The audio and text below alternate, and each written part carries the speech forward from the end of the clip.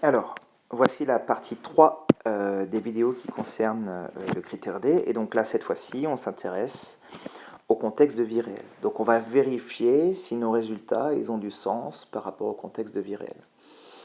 Donc ici, il ne s'agit pas de raconter n'importe quoi, il s'agit de réfléchir qu'est-ce que c'est mon contexte et essayer de le résumer avec des mots-clés qui vont me permettre de réfléchir. Ici, nous, on est dans une école, d'accord? Donc tous les résultats qu'on a obtenus, ils permettent de constituer une école. On peut même être plus précis, il ne s'agit pas de n'importe quelle école, il s'agit d'une école de l'IB, et il s'agit d'un PEI comme votre école. Et ici, il va s'agir de voir est-ce que cette école, avec ces quantités-là, est-ce que c'est possible que ça existe dans le monde? Alors moi, j'ai choisi ici qu'elle ressemble beaucoup à la vôtre, c'est pour ça qu'on l'appelle Mazis de Ouadi, hein, c'est fait exprès pour que vous voyez que c'est vraiment ça qu'on veut, mais on ne veut pas que ça soit votre école. Donc le but, c'est pas de dire c'est mon école, le but, c'est de dire à travers mon école, je comprends ce que c'est une école, et du coup, est-ce que celle-là, elle est possible, tout en étant différente de la mienne. Et il y a un deuxième mot qui est important, c'est que dans une école, il y a des élèves, et ici, ça va avoir un certain nombre de conséquences sur tout ce qui se passe. Donc, c'est les deux mots comme on avait proportion et quantité tout à l'heure. Ici, on va avoir école et élève. Alors, vous savez plein de choses sur les deux, mais nous, on va essayer de restreindre par rapport à notre contexte. Par exemple, sur élève. Qu'est-ce qui nous intéresse ici sur élève? Qu'est-ce qu'on sait? D'une part, qu'on peut avoir des filles et des garçons. Des filles et des garçons. D'accord? Donc là, on voit bien que c'est normal dans ce qu'on a obtenu. Hein, le reste, que ça s'appelle des garçons, c'est quand même pas mal. Et surtout, nous, ce qu'on sait, c'est que même s'il existe des écoles qui ne sont pas mixtes, où il n'y a que des filles ou que des garçons, par exemple les écoles religieuses, hein, la plupart des écoles, elles sont mixtes. C'est-à-dire qu'il va y avoir des filles et des garçons, et qu'à partir du moment où on fait intervenir des filles et des garçons, il y a de grandes chances que les quantités de filles et de garçons se ressemblent. Ça ne veut pas dire qu'elles sont 50%, 50%. Donc, ce n'est pas parce qu'il y a 5 filles qu'il doit y avoir 5 garçons. Mais c'est très rare d'avoir des écoles où on a 1000 filles et 5 garçons. Donc, les quantités, elles doivent se ressembler. Elles sont du même ordre de grandeur. Okay, quand on regarde, nous, dans notre arbre, qu'est-ce qu'on a? On voit qu'on a 280 filles et 210 garçons. Alors, ce n'est pas exactement la même chose. Il y a plus de filles. Okay. Et ça, c'est une constatation mondiale. Hein, sur Terre, il y a plus de filles que de garçons. Mais il n'y a rien qui oblige que ce soit plus de filles que de garçons. Par contre, 280 et 210, on voit bien que c'est du même ordre d'idée. Hein. Ce qui serait différent ici, c'est d'avoir, par exemple, si on avait 10 filles et 400 garçons. On voit bien qu'il y aurait beaucoup plus de garçons que de filles. S'il n'y avait pas de filles, on ne verrait pas la différence. Et c'est pas ça qu'on voit autour de nous. Hein, que vous regardiez dans votre classe ou à l'école, il y a bien des filles et des garçons partout. Et on ne peut pas dire qu'il y a plus de filles ou plus de garçons. Là, on voit bien que 210 et 280, c'est une possibilité. Ensuite, qu'est-ce qu'on sait? Des élèves, c'est un domaine particulier. Ici, quand vous avez fait des calculs avec des fractions, on sait bien qu'on peut obtenir des nombres entiers et des nombres décimaux. Nous, là, comme c'est une quantité d'élèves, on doit obtenir un nombre d'entiers. Ça doit être un nombre entier. La quantité ici, ça doit être un nombre entier. Et ça doit être un nombre entier positif. Si c'était de l'argent, par exemple, on pourrait avoir un nombre décimal. On pourrait avoir 490,50, par exemple. Mais ça n'a pas de sens ici par rapport à des élèves. D'accord? Donc, il faut bien faire attention. Le contexte mathématique nous disait que ça pouvait être un nombre entier ou un nombre décimal, mais ici, le contexte de vie réelle nous dit que c'est forcément un nombre entier, et en plus, il doit être positif. Donc, quand je regarde par rapport aux quantités que j'ai, qu'est-ce que j'ai obtenu? Moi, j'ai obtenu 56 garçons, c'est un nombre entier positif, c'est bien. J'ai obtenu 210 garçons au total, c'est un nombre entier positif, c'est très bien. J'ai obtenu 490 élèves dans mon pays, c'est entier, c'est positif, c'est très bien. Et 280 filles au total, c'est un nombre entier positif, c'est très bien. Si on n'a pas obtenu un nombre entier ici, ben, il y a deux façons de penser. Ou bien on se dit, il y a quelque chose qui ne va pas par rapport à la vie réelle et c'est que j'ai dû faire une erreur. Et ça c'est possible, parce que moi quand j'ai fabriqué les exercices, je veux que vous tombiez sur un nombre entier, je ne veux pas que vous tombiez sur un nombre décimal. Donc c'est probable que vous ayez une erreur. Et quelle erreur ça va être? Eh bien, là c'est les calculs avec les fractions. Okay, donc quand vous avez multiplié ou divisé par une fraction, si vous avez inversé l'opération, quand vous avez transformé votre division en une multiplication, il est probable que vous avez oublié d'inverser la fraction. Et c'est ça qui fait que vous avez obtenu un nombre décimal. Donc là, 90% des cas, vérifiez que votre opération c'est la bonne, que vous avez fait comme il faut quand vous avez appliqué. Maintenant, si vous avez fait comme il faut et que vous ne voyez pas l'erreur, à ce moment-là, il y a une deuxième chose que vous pouvez faire. Vous pouvez faire un arrondi. Et il va falloir nous en parler ici, dans la troisième partie. Ok? Mais en gros, voilà ce qu'il faut faire. Voilà ce que vous devez vérifier par rapport au mot élève. Maintenant, c'est une école aussi. Deuxième partie de la discussion.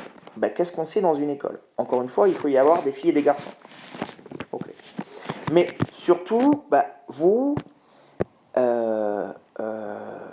vous allez pouvoir regarder par rapport au nombre de garçons qui est en C3. Alors, ici, qu'est-ce qui est intéressant? Quelle est la connaissance que vous savez? Dans un PEI, il va y avoir des niveaux. D'accord? Vous, les 5 niveaux, il y a 5 niveaux. Ok, C1, C2, C3, C4, C5. Et qu'est-ce que vous constatez? Vous constatez qu'en fait, dans chaque niveau, quand une école est lancée, il va y avoir à peu près le même nombre de classes et le même nombre d'élèves par niveau. Ça veut dire si vous avez 50 élèves en C1, il y a des chances que vous en ayez autour de 50 en C2, autour de 50 en C3, autour de 50 en... Pourquoi? Parce que logiquement, on peut le constater dans notre école, il y a 4 classes de C1, 4 classes de C2, 4 classes de C3, 4 classes de C4, 4 classes de C5. Et dans chaque classe, l'école, elle a donné un maximum. Elle a dit, il va y avoir 25 élèves par classe. Ça, c'est notre école. Il n'y a rien qui dit que toutes les écoles du monde doivent fonctionner comme ça. Mais dans toutes les écoles, on fonctionne par niveau. Et on découpe les niveaux en classes. Et on met à peu près le même nombre d'élèves dans chaque classe. Évidemment, il y a des classes où il y a plus d'élèves, plus ou moins d'élèves, mais c'est globalement le même nombre d'élèves. Et c'est pareil dans notre école. Dans notre école, il y a 25 élèves par classe, il y a 4 classes par niveau. Ce qui veut dire qu'il y a à peu près 100 élèves par niveau. Et comme il y a 5 niveaux, nous, notre PEI à nous, Oasis de Mahdi, fait à peu près 500 élèves. Donc il y a à peu près le même nombre d'élèves par niveau. Ok? Et regardons ici, est-ce qu'on a moyen dans notre PEI ici, celui de Mazis de Wadi, d'estimer le nombre d'élèves qu'il y a dans une promotion. Alors là, nous, ce qu'on sait, c'est que les garçons de C3, ils sont 56. On ne sait pas combien il y a de filles en C3.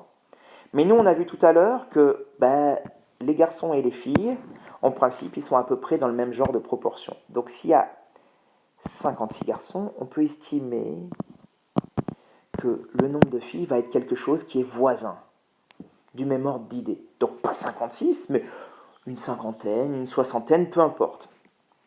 Donc, du coup, si on fait, ça veut dire qu'il va y avoir... Qu'est-ce qu'on peut dire pour les C3 ? En C3, il va y avoir aux alentours de 100 ou de 110 élèves. D'accord ? Et donc, si dans un niveau, il y a à peu près 100 ou 110 élèves, ça veut dire que dans chaque niveau, on va compter à peu près le même nombre d'élèves. Et donc, dans le pays en entier, on va compter 5 fois ça. 5 fois 100 ou 110. Et donc, on doit trouver un résultat qui est voisin de 500 élèves. Et quand on regarde ici, nous, on a trouvé 490. On ne s'attend pas à trouver 500 ici dans notre estimation. On ne veut pas trouver la valeur. On veut trouver l'ordre de grandeur de l'école en se basant sur l'idée que dans chaque niveau, il y a à peu près le même nombre d'élèves. D'accord ? C'est ça. Là, en prenant compte qu'il y a 56 garçons en C3, on arrive à estimer qu'il y a à peu près 100 élèves en C3. parce que ça veut dire qu'il y avait à peu près autant de filles. Et à partir de là, on est capable d'estimer que dans 5 niveaux qui sont équivalents, on va trouver 5 fois plus, donc autour de 500 élèves. Et donc 490 élèves, c'est possible. Okay, ça va être possible d'avoir une école qui s'appelle PEI et qui va avoir à peu près 500 élèves. Alors moi j'ai pris des nombres qui ressemblent beaucoup à notre classe, à notre PEI à nous, mais on aurait très bien pu construire une école où il n'y ait qu'une cinquantaine d'élèves par niveau. Donc au lieu d'avoir 56 garçons, j'aurais très bien pu faire un exercice où il y a 25 garçons à peu près, et vous auriez estimé qu'il y avait à peu près autant de filles, donc 25 filles, donc il y avait à peu près 50 élèves en C3, et donc dans chaque niveau, donc dans les 5 niveaux, à peu près 50 élèves, et donc on aurait trouvé que c'était crédible d'avoir à peu près 250 élèves au PEI. Voilà, donc l'idée ici, c'est pas de dire 490, c'est la même chose que 500, l'idée c'est de se dire, 490, ça ressemble à 500, donc c'est bon. Si j'avais trouvé 200 élèves, c'était loin. Si j'avais trouvé 1000 élèves au PEI, c'était très loin. Si j'avais trouvé 10 000 élèves, c'était très très loin et on se doutait qu'il y avait quelque chose qui n'allait pas. Ok. Donc dans ce cadre-là de Virel, il n'y a pas d'unité. Donc voilà ce qu'on cherche à faire. La première partie, c'est vraiment une idée de pensée critique. On réfléchit à qu'est-ce que c'est mon contexte de vie réelle. Ici, c'est une école avec des élèves. Qu'est-ce que je sais sur ça? Qu'est-ce que je peux déduire par rapport à mes calculs et au contexte? Qu'est-ce que de ma connaissance personnelle? Qu'est-ce que je peux déduire comme règle? Vous voyez, ça doit être des nombres entiers. On est capable d'expliquer pourquoi. Il y a des filles et des garçons qui sont à peu près dans le même genre de proportion. On a